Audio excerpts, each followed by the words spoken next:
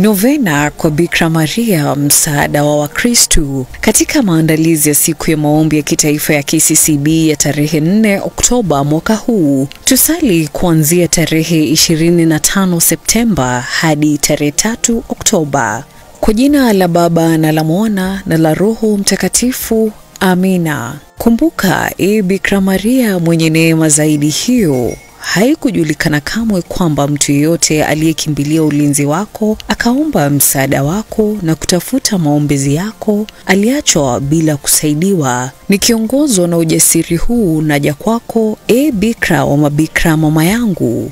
Kwako na kuja, mbele yako na simama, mwenye dhambi na mwenye huzuni, mama wa neno mwenye mwili. Usidharau maombi yangu, bali katika rehema zako nisikie na kunijibu. Amina. Maria mwenye upendo zaidi, ulipewa Wakristo wote kama msaada na mlinzi wao katika nyakati ngumu zaidi za maisha ya Kristo na maisha ya kanisa. Tunakuomba ulete maombi yetu yote mbele ya kiti cha enzi cha mwanao. Tunaomba haswa katika novena hii kwa ajili ya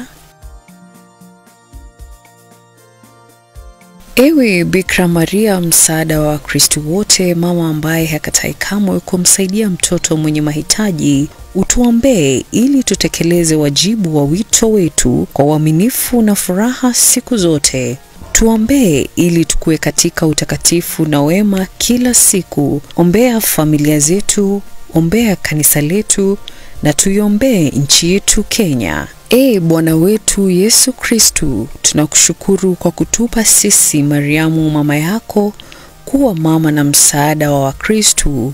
Tunakuomba usikie maombi anayoleta mbele ya kiti chako cha enzi kwa niaba yetu. Amina. Baba yetu uliye mbinguni, jina lako litukuzwe, ufalme wako ufike, utakalo lifanyike duniani kama mbinguni.